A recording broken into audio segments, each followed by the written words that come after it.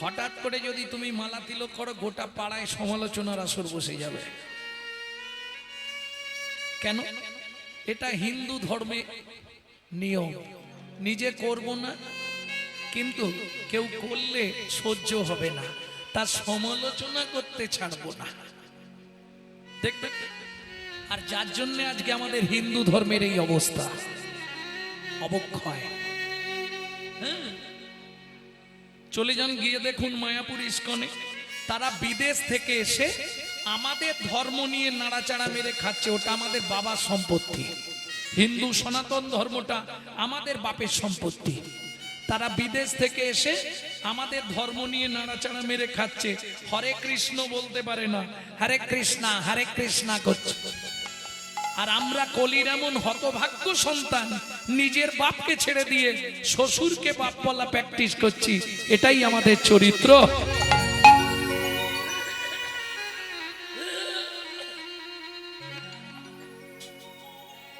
যদি বলেন এ কথা বললাম কেন, দেখুন আমরা আমাদের ধর্ম নিয়ে সচেতন নয়।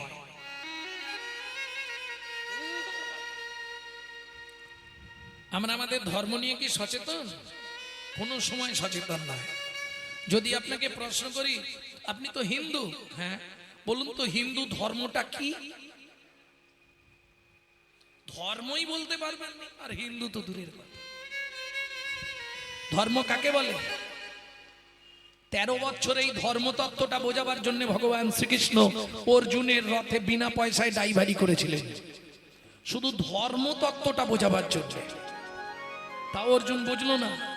শেষ দিন যখন ভগবান নেমে যাচ্ছে, অর্জুন বলছে সখা বলে যাও, বললে আর হবে না, 13 বছর কমপ্লিট, পূর্ণ হয়ে গেছে। অর্জুনও শুনবে না, কৃষ্ণও বলবে না। তখন অর্জুন পিছনে পিছনে যাচ্ছে, সখা বলে যাও। দেখবেন মা যদি কোথায় বেরোয়, বাচ্চা ছেলে মেয়ে থাকলে বাড়িতে বায়না করেন, ও যাবো, ও যাবো না, তোর জন্য ভালো লজেন আনবো, ক্যাডবেরি আনবো, যাবো। শুনবে না, তখন মা কি করে? ঘুষি পাকিয়ে ঢিপ ঢিপ করে দুটো পিঠে দেবে, তারপরে হাতটা ধরে গিড় গিড় করে টেনে নিয়ে যাবে, চল। তাই করে না? এখন অর্জুন তো কিছুতেই শুনবে না, আর ভগবানও বলবে না। সখা বলে যাও, হবে না। যখন অর্জুন ছাড়ছে না, ভগবান কৃষ্ণ বললেন, অর্জুন যাহাই প্রশ্ন তাহাই উত্তর।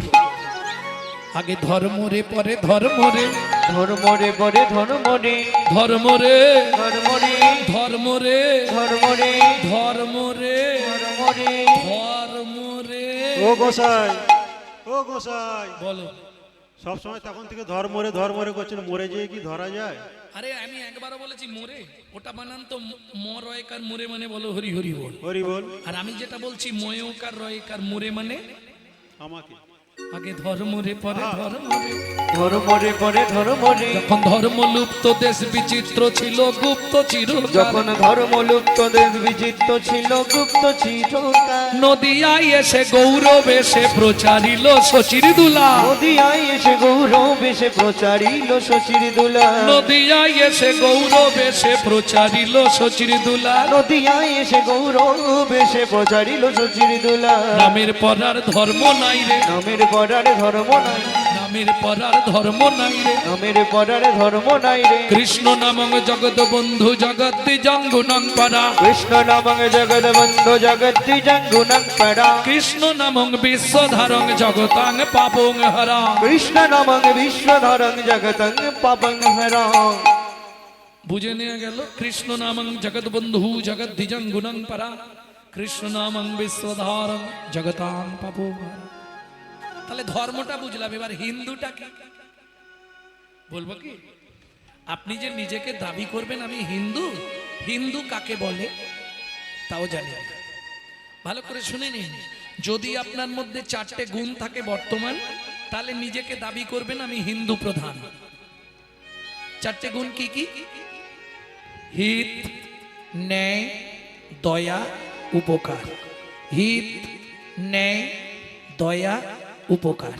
4টের প্রথম অক্ষর নিয়ে নিন, বানানটা দাঁড়াবে হিন্দু। এইবার বলুন, সারাদিনে কতক্ষণ হিত করেন মানুষের? কতক্ষণ ন্যায়ের পথে চলেন, কাকে দয়া করেন, কার উপকারে লাগেন। নিতাই গৌর হরি বল। কদিন রহিবে ভব মাঝে অবিলম্বে করো যাহা করিবা, পরের কথায় কি মায়া সে যায়, মিছে দাগা তুমি পেও না। ও মাইরা, প্রথম লাইনটা আপনারা গাইবেন কি? যার মুখে ভাই হরি কথা নাই, তার কাছে তুমি যেও না। যার মুখে ভাই হরি কথা নাই, তার কাছে তুমি যেও না। কবে তোমাকে কি কথা বলি, কে কবে তোমাকে কি কথা বলিবে, সে কথা ভাবিলে কি আর সে চলিবে। কথা ভাবিলে কি আর চলিবে। বিপদে সম্পদে রাখিবে যে পদে, তার পদ কেন ভাবনা। যার মুখে ভাই হরি কথা না, তার কাছে তুমি যেও না। যার মুখে ভাই হরি কথা না, তার কাছে তুমি যেও না। তাহলে উদ্বৃত্তং নৈবৃত্তং বৃত্তং, বৃত্তি মানে কর্ম বা কর্তব্য। যখনই সময় পাবেন, কেমন রান্না করতে, বাসন মাজতে, হ্যাঁ, কাপড় কাচতে, ঘরের কাজ করতে করতে যখনই সময় পাবেন, গুনগুন গুনগুন করে শুধু হরিনাম করে যান। জোরে করলে লাভ বেশি, কিন্তু জোরে করলে আবার ঝামেলা আছে। পাশের বাড়ি থেকে অবজেকশন দিয়ে দেবে, বলে পাগল হয়ে গেছে, ওকে রাঁচি নিয়ে যায়। বললাম না, হিন্দুদের চরম শত্রু হিন্দুরা। অতএব গুনগুন করে করবেন। অনেকে অনেক কথা বলবে, তোমার ওটা ভাবলে চলবে না। হস্তি চলতি বাজার মে তো কুত্তা ভক্তি হাজার মে। কেমন হাতি যখন বাজার দিয়ে যায়, অনেক কুকুর ঘেউ ঘেউ করে, হাতি তাকায় কে? সে তার এক মনে চলছে। তোমাকে ওই এক মনে চলতে হবে, তাহলে একদিন না একদিন তুমি সুখের সাগরে গোবিন্দ চরণে পৌঁছে যাবে। নিতাই গৌর হরি। হরি বল। তাহলে কিং কর্তব্য বিমূঢ়, আমি যে মানুষ হলাম, আমার কর্তব্যই হবে ভগবত ভজন। এবার মায়েরা বলবে, বাবা তুমি তো লোকের বাড়ি খাও দাও ঘুমাও আর হরিনাম গাও, আমাদের সংসারে কত কাজ। সংসার তো সবার আছে, আমার নেই, তোমারও আছে, আমারও আছে। একটা পশুরও তো সংসার আছে। মানুষ ভাত খায়, কুকুরও ভাত খায়। মানুষ ঘুমায়, কুকুরও ঘুমায়। মানুষের সন্তানাদি হয়, কুকুরের সন্তানাদি হয়। এক্সট্রা কি আছে? মানুষের মগজে ভরে দিলেন চৈতন্য রূপ জ্ঞান, যার সাহায্যে মানুষ শ্রীকৃষ্ণ চৈতন্য সত্তাকে চিনতে পারে। কুকুরের মগজে ভরে দিলেন নৈতিক চরিত্র জ্ঞান, যেটা মানুষের থেকেও মানুষ ব্যবহার করতে শিখলো না। যদি বলেন কেন? একটা মানুষকে নিমন্ত্রণ করে এই পর্যন্ত ভর্তি করে খাওয়াবেন, ও 2 ঘন্টা পর থেকে সমালোচনা শুরু করবে। সবই ঠিক করেছে, চাটনিতে 5 ফোড়নটা বেশি দিয়েছে। ওমা, একটা কুকুরকে 2টো এঁটো ভাত দেবেন, ও রাত্রি 12টা বাজলেও আপনার বাড়িটা পাহারা দেবে। কেন? মানুষ সংহিতা বলছে, যদি কোনো ব্যক্তির কাছে ঋণ করে মারা যায়, যদি কোনো ব্যক্তির কাছে ধার করে মারা যায়, তাকে তার বাড়ির কুকুর হয়ে সেই ঋণ পরিশোধ করতেই হবে। তাহলে কুকুরের নৈতিক চরিত্র জ্ঞান আছে, মানুষেরও আছে, কিন্তু ব্যবহার করে না। রাত্রি 12টার সময় বাড়ি ফিরবেন, দেখবেন ও ঠিক দরজার সামনে, নালে দূরেও যদি থাকে, আপনি একবার খালি ওর জানা নামটা ধরে ডেকে দেবেন, লালু এদিকে আয়। ও বলতে পারবে না, আওয়াজ করবে, পা চাঁচবে, লেজ নাড়বে। চলুন সংলাপ কি বলছে শুনি। যেটা আপনারা ইউটিউবে শোনেন প্রত্যেকদিন একটু একটু, ওটা একসঙ্গে গোটা সংলাপটা বলে দিচ্ছে। পশু জাতি বুঝতে পারে, বলতে জানে না, মানব জাতি জেনে বুঝেও মেনে চলে না, মানব জাতি জেনে বুঝেও মেনে চলে না। ভদ্রবেশে ভদ্রবেশে ঘুরলে দেশে মানুষ বলে না, মানুষ বলবো যেদিন জাগবে জ্ঞানের চেতনা।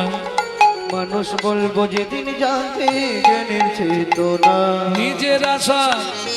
নিজের আশা ভুগে মরে নিজের কর্ম দোষে, বাবা মাকে তাড়িয়ে দিয়ে কুকুর কিনে পোষে। বাবা মাকে তাড়িয়ে দিয়ে কুকুর কিনে বসে। পৃথিবীতে এমন অনেক মানুষ আছে ভাই, মানুষের মতোই দেখতে মনুষ্যত্ব নাই।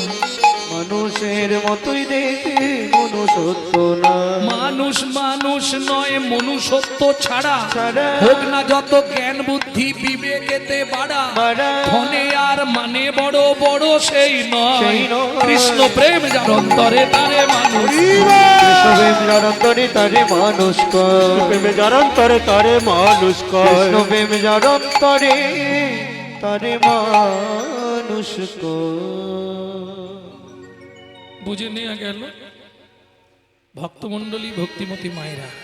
তাহলে ধন্য ধন্য কলিযুগ। দুইবার ধন্য কেন? এইবার চলুন পদাবলিতে ফিরে যাই। ধন্য ধন্য দুইবার ধন্য কেন? বলে শোনো ভাই, ধন্য কলিযুগ ধন্য, আর ধন্য কলিযুগের মানুষগুলো ধন্য কেন জানো? যে যুগে আমার শ্রীকৃষ্ণ চৈতন্য অবতীর্ণ। তাই গৌর হরি বল। সবগুলোকে বললো অবতার, সবাইকে অবতার, আর মহাপ্রভুর ক্ষেত্রে বললে অবতীর্ণ, মানে সমাস করুন, সন্ধি বিচ্ছেদ করে নিন। অবোধ যুক্ত উত্তীর্ণ। অবোধ মানে যার বোধ বুদ্ধি নাই, মূর্খ সূর্খ মানুষ, তাদেরকেও ভবপারে পৌঁছে দেওয়ার একমাত্র দয়ার নিধি আমার চৈতন্য মহাপ্রভু। কি দিচ্ছে আজকে? নাম চিন্তা মনিরস মহা ঔষধি সনে গো। নব চিন্তা মনিরস মহৌষধি সনে সনে গো। বলি অনুমান ভক্তি মধু মিশালো যতনে যতনে গো। অনুমান ভক্তি মধু মিশালো যতনে যতনে গো।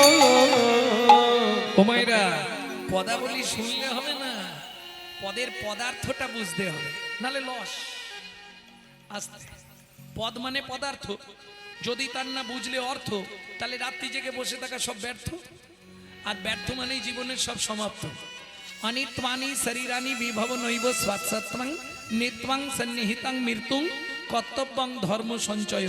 কে কবে মরিব তাহা কারো নাহি জানা, এক বিন্দু জীবনের ব্যর্থ কাটিও না। নারীকে জানিও মা, ঐশ্বর্যকে জানিও মাটি, সদা সত্য উচ্চারিবে বাহির ভিতর খাঁটি। নাম চিন্তামণি রস। এরকম অনেক ব্যক্তি আছে যাদের বাড়ির লোক হরিনাম শোনা পছন্দ করে না, আছে না? কারো দেখবেন স্ত্রী শুনতে চায়, স্বামী শুনতে চায় না, কারো স্বামী শুনতে চায়, স্ত্রী শুনতে চায় না। ধরুন শুনতেই দেবেন, এই হরিনাম শুনতে যাবে না, কি করবেন? আপনি হরিনাম করবেন, সবার আগে আপনার স্বামী বাধা দিয়ে দিবেন, নালে বাড়ির লোক বাধা দেবে, নালে পাড়ার লোক বাধা দেবে। তাহলে যে বলতে পারবে না হরিনাম, সে শুনলেও কাজ। বলে কি শুনবো, কিছু বুঝতে পারিনি। আস্তে, তারও উত্তর আছে আমার কাছে। কি শুনবো, কিছু বুঝতে পারিনি।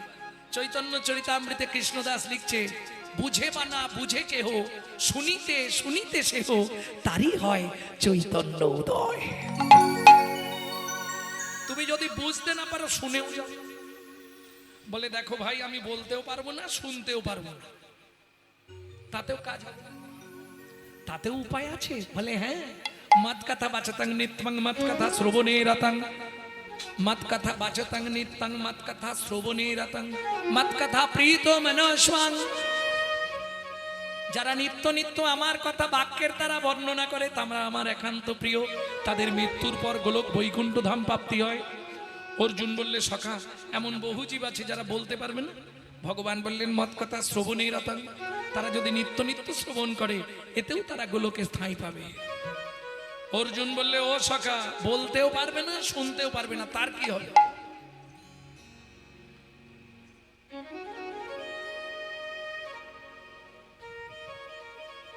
তার উপায় আছে। মত কথা প্রীত মনসা। দাপরের কথাটা সংস্কৃত শ্লোকটা মহাপ্রভু বাংলায় ভেঙে দিলেন। নাম চিন্তামণি রস।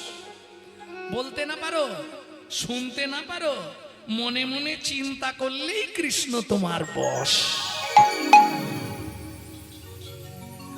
হরিনাম চিন্তামণি রস, যদি মনে মনে চিন্তা করতে পারো তাহলে কৃষ্ণ তোমার বশ। কিছুদিন মনে মনে। আহা, ললিতা ও বিশাখা আমাকে তো আর বাড়ি থেকে বেরোতে দিচ্ছে না, কি করব? ওরাই চিন্তা করিস নি, রাধারানীকে শিক্ষা দিচ্ছে ললিতা আমরা আছি তো। কিছুদিন মনে মনে, কিছুদিন মনে মনে ঘরের কোণে শ্যাম প্রীতি রাগ গোপনে। যখন মনে পড়বে তখন কি করব? শ্যামকে যখন পড়বে মনে ওরাই চাইবে কালো মেঘের প্রাণী। কিন্তু আমার যে চোখে জল এসে যায়, চিন্তা নেই, ঘরে বসে কাঁদবি সদাই, ঘরে বসে কাঁদবি সদা। ও রাধে ভিজে কাট দিয়ে উনানে। কিছুদিন মনে মনে। আস্তে গাইব না, মনে থাকবে তো? একটু দেরি গৌরচন্দ্রিকাটা শেষ করে তাহলে নাম চিন্তামণি রস মহা ঔষধি সনে হনুমান ভক্তি মধু মিশালো যতনে। এই নাগরী এবার বলি দাতা শির মণি গোরা বিশ্বম্ভর রায়। দাতা শিরোমণি গোরা বিশ্বম্ভর রায়। ও মায়েরা একটু এদিকে ধ্যান দিন। এই যে তালটি খুব ছোট তাল, কিন্তু কীর্তনের একটি প্রসিদ্ধ তাল, ছোট দটুকি। দাতা শির মণি গোরা বিশ্বম্ভর রায়। দাতা শিরোমণি গোরা বিশ্বম্ভর রায়। বলো জড় অন্ধ অতুর অবধি সবারে বিলায়। ওগো জড় অন্ধ অতর বোধি সবার বিলায়। বলি বিলালো বিলালো, বলি বিলালো বিলালো। ওগো গোলকের প্রেম ধান বিলালো বিলালো। এই গোলকের প্রেম ধান বিলালো বিলালো। ও গৌর তুমি তাহলে প্রেম ধন বিতরণ করছো? বলে হ্যাঁ।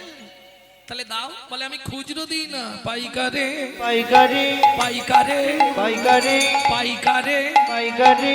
নাম দেব পাইকারে, নাম দেব পাইকারি। নাম দেব পাই। না না পাইকারি মানে বোঝেন তো, ওখানে কিন্তু ওই 1 কেজি 2 কেজি পাওয়া যাবে না, যা নিতে হবে 1 পাল্লা। এটা একটা ব্যাপার পাইকার। আর একটা হচ্ছে পাইকারে, পাইকারি নাম দেব পাইকারে, নাম দেব পাইকারি। পাইকারে। পাইকারি বুঝে নিলেন? আরে কেন আমরা যে এসেছি, বলে এইভাবে তো আমি দেবো না। কোথায় দেবে? দোকানে দোকানে দোকানে। দোকানে দোকানে দোকানে। পাইকারে দেব দোকানে, পাইকারে দেব দোকানে। আমি পাইকারে দেব দোকানে, পাইকারে দেব দোকানে। পাইকারে দেব দোকানে। পাইকারে দেব দোকানে। দোকানে দোকানে দোকানে। দাতা শিরোমণি গোরা বিশ্বম্ভর রায়। বিশ্বম্ভর রায়। দাতার শিরোমণি। ও মাইরা শিরোমণি মানে সবার ওপরে। তাহলে সত্য যুগে বড় দাতা কে ছিল? এই রে সত্য যুগের বড় দাতা। 2 লাইন গাইব, গাইলে বুঝে যাবে।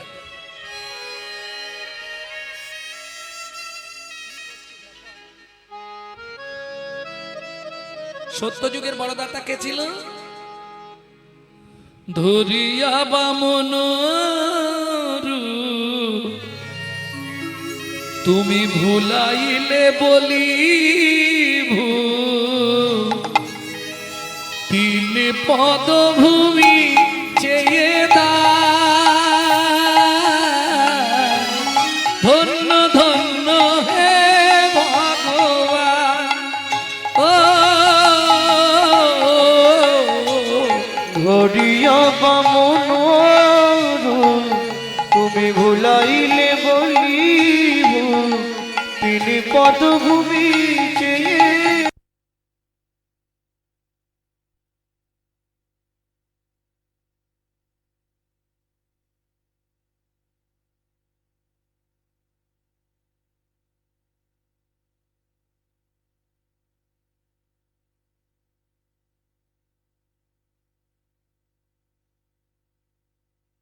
भज श्री कृष्ण चैतन्य प्रभु नित्यानंद श्री अद्वैत गदाधर शिवासादि गौर भक्त वृंद।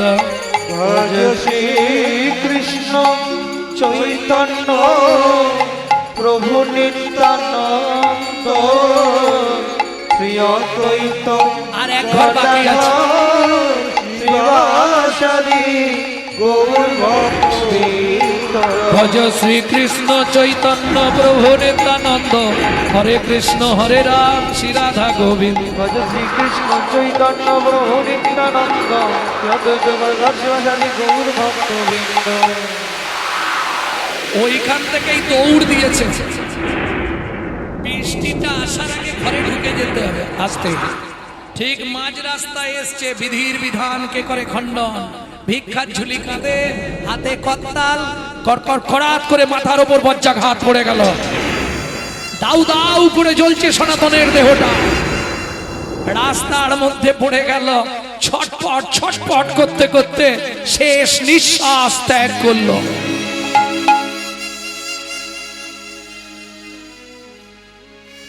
দূর থেকে পাড়ার লোকেরা দেখতে পেয়েছে, ওরে ভাই হাই দেখ দেখ দেখ দেখ, সনাতনের দেহতে আগুন ধরে গেল, বজ্রাঘাত পড়ে গেছে রে। বৃষ্টি থামলো, পাড়ার লোকেরা ছুটে এলো, কিন্তু ততক্ষণে সব শেষ। শুধু দুই কান দিয়ে রক্ত গড়িয়েছে আর গোটা দেহটা কালো ঝুল হয়ে গেছে। চল পদ্মাকে একটা খবর দি। পদ্মা পদ্মা, জ্যাঠামশাই ও ওর সঙ্গে দেখা করতে এসছেন, ও ভিক্ষায় গেছে, এই বৃষ্টি থেমেছে, এবার চলে আসবে। পদ্মা, উনুনে কি বসিয়েছো? ওই তো বলে গেল তুমি ভাতের জলটা বসাও, আমি ভিক্ষা করে চাল নিয়ে আসছি। ওটা নাবিয়ে দাও মা। কেন মেসমশাই, কিছু হয়েছে? না না, তুমি ওটা নাবিয়ে দাও, তারপর বলছি। বলুন না, কিছু জানেন আপনারা? কথা বলছেন না কেন? বলুন না, আমার স্বামীর কিছু হয়েছে? ফিরে আসবে নয়া মনের মানুষ কোন দিন ঘরে। ফিরে আসবে নয়া মনের মানুষ কোনো দিন ঘরে। বিধি তারে কেড়ে নিয়েছে, বিধি তারে কেড়ে নিয়েছে, চিরদিনের তরে ফিরে আসবে নয়া মনের মানুষ কোনো দিন ঘরে। ফিরে আসবে নয়া মনের মানুষ কোনো দিন ঘরে। কি বলছেন আমাকে খুলে বলুন না পদ্মা। সনাতন ভিক্ষায় গেছিল, ভিক্ষা করে ফিরে আসছিল, প্রথমধ্যে মাথায় বজ্রাঘাত করে মারা গেছে। ঊর্ধ্বশ্বাসে ছুটলেন পদ্মাবতী, ওই স্বামীর মৃতদেহের উপর আষাঢ় খেয়ে পড়ে গেল। ওগো স্বামী গো,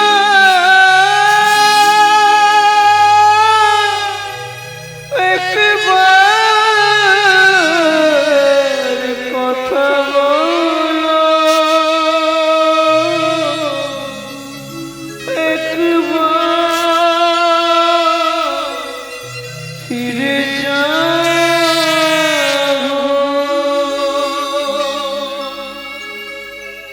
জানি না কি এমন অপরাধ আমি করেছি, জানি না এতদিন ধরে তুমি তোমার চরণে তুলসী চন্দন দিয়ে তার এই প্রতিভা সাজা দিলে বলে দাও ভগবান,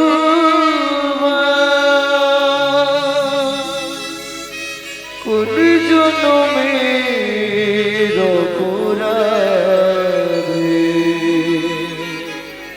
আমি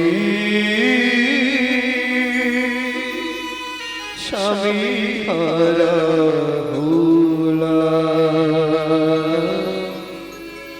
এই কি তোমার উপহার বলো, এই কি তোমার বিচার।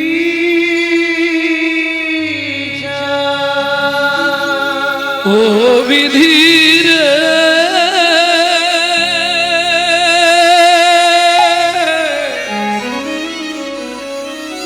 ও বিধির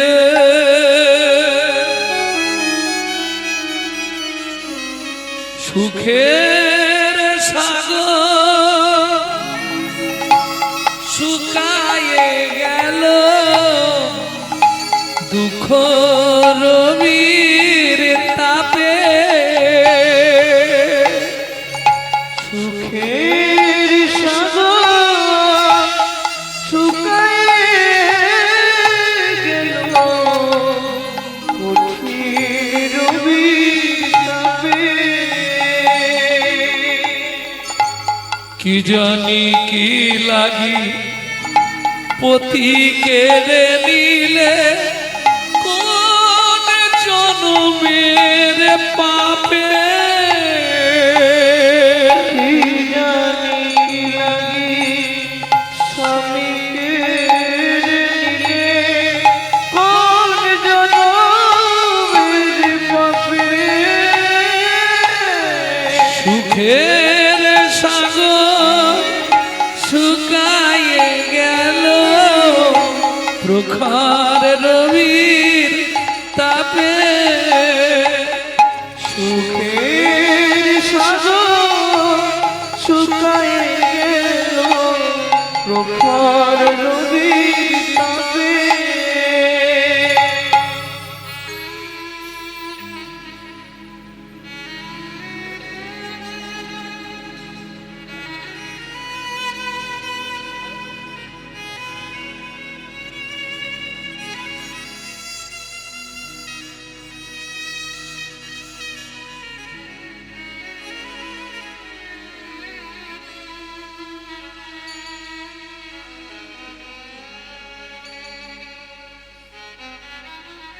কাঁদলে কি হবে মা?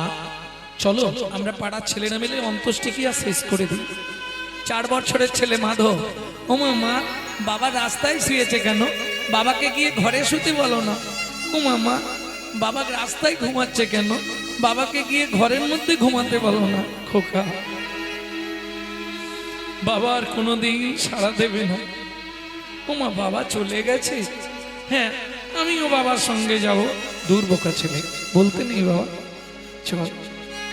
4 বছরের ছেলে বাবার মুখে আগুন দিচ্ছে।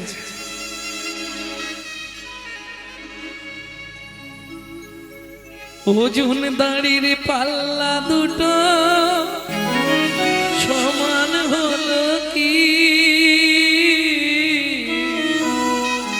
হায় বিধাতা, তোমার এমন বিচার বিচার দেখিনি।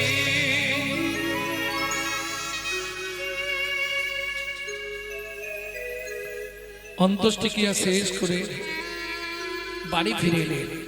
বাবা প্রত্যেকদিন ভিক্ষা করতে চলে যেত। পাড়ার লোকেরা সাহায্য দেবে কত দূর পর্যন্ত, ঘাট সাধ্য, আর তো তারপর কেউ দেবে না, কি করবে?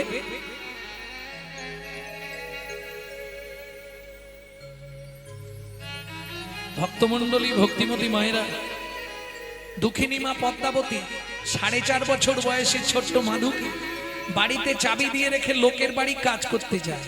তখনকার দিনের মাইনে ছিল 2টো করে হাতে গড়া আটার রুটি, একটা করে জল দিয়ে ভিজিয়ে বাচ্চাটাকে খাওয়াতো, একটা করে নিজে খেত। তাও ভগবানের সহ্য হলো না। কাজের শেষ বাবুর বাড়ির কাজ, আঁচল পেতে দাঁড়ায়, 2টো করে রুটি ছুঁড়ে দেয় আঁচলে। আজকে রুটি 2টো মাটিতে পড়ে গেল। আর ওই যে বলে কারো সর্বনাশ আর কারো পৌষ মাস। ব্যাস, কুকুর রুটি 2টো নিয়ে চলে গেল। কেঁদে উঠলো দুঃখিনী মা পদ্মাবতী। বাড়ি ফিরবো কি করে? বাড়ি ফেরার সঙ্গে সঙ্গে ছেলেটা ছুটে আসবে, মা খাবার এনেছো মা?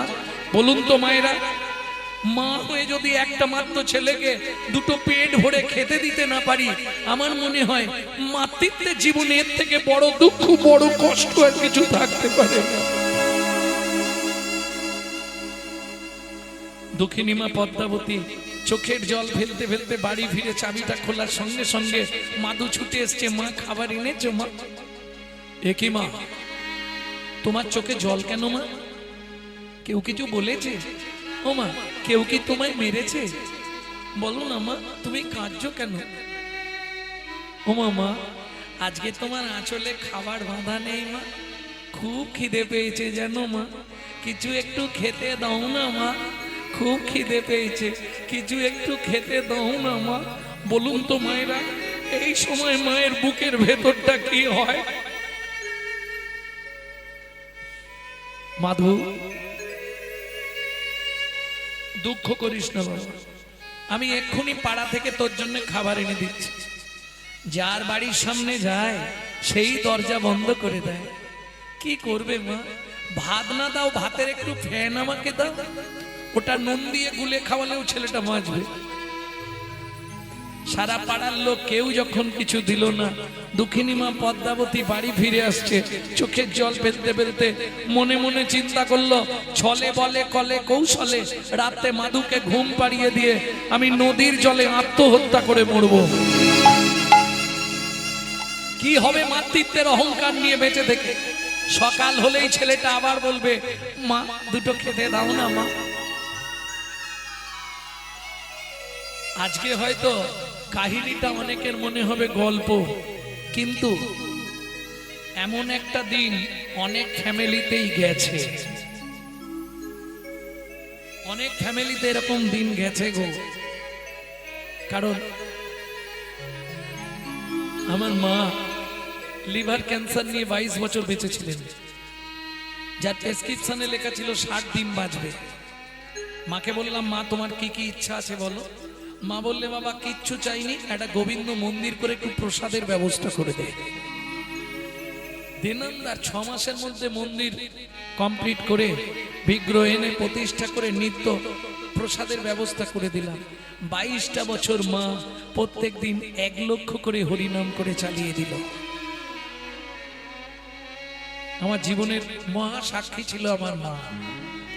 স্কুল যাব কিচ্ছু নেই, মা লোকের বাড়ি থেকে ফ্যান চেয়ে এনে নুন দিয়ে গুলে দিত, আমি খেয়ে স্কুল করেছি। এই কথাগুলো বলতে গেলে নিজের বুকটা আগে ফেটে যায়।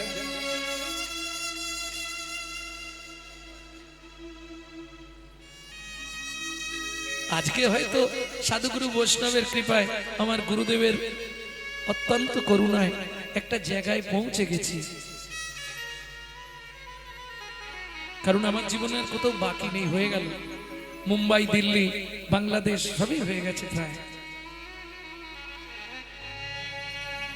ভক্তমণ্ডলী, ভক্তিমতী মায়েরা, দুঃখিনী মা পদ্মাবতী যখন কোথাও খাবার পেল না, কি করবে? ফিরে আসার সঙ্গে সঙ্গে মাধু ছুটে এসছে, মা কেউ খাবার দেয়নি মা, কেউ দেয়নি, শুধু খাই আর খাই, মরতে পারিস না। আয় বাবা আমার কোলে আয়। ও মাধু, রাতটুকু জল খেয়ে চালিয়ে দে, সকালবেলা অনেক খাবার পাবি। কেন? মা জানে আমি বেঁচে থাকতে কেউ ওকে খাবার দেবে না।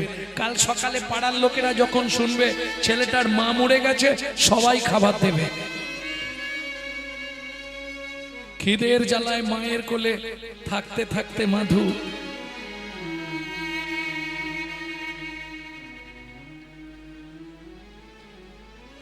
মায়ের শাড়ির আঁচলটা ওই দাঁত দিয়ে চেপে ধরে ঘুমিয়ে গেছে।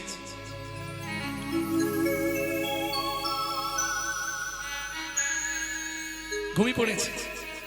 দক্ষিণী মা পদ্মাবতী মাধুকে বিছানার উপর শুইয়ে দিয়ে ভগবানের উদ্দেশ্যে বলছে, হে ভগবান, শাস্তে বলে জীব দিয়েছেন যিনি, আহার দেবেন তিনি। ঠাকুর গো, প্রাণের মাধুকে আমি তোমার চরণে দিয়ে যাচ্ছি ঠাকুর, তুমি ওকে দেখো, তুমি ছাড়াও এই পৃথিবীতে আর কেউ নেই। মাধু, আবার যদি তোর মনুষ্যকুলে জন্ম হয়, ভগবানকে বলবি মাধু যেন আমার মতো এমন দুঃখিনী অভাগী মায়ের গর্ভে তোর জন্ম না দেয় বাবা। এই বলে দুঃখিনী মা পদ্মাবতী যেই না চলে যেতে যাবে, কি হলো? আঁচলের টানে মাধু জাগিয়া উঠিল। আঁচলের টানে মাধু, ও গো মা গো,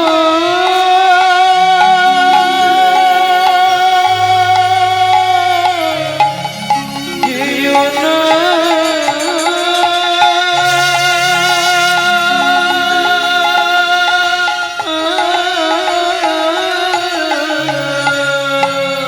আঁচলের টানে মধু জাগিয়া উঠিল, আঁচলের টানে মধু জাগিয়া উঠিল।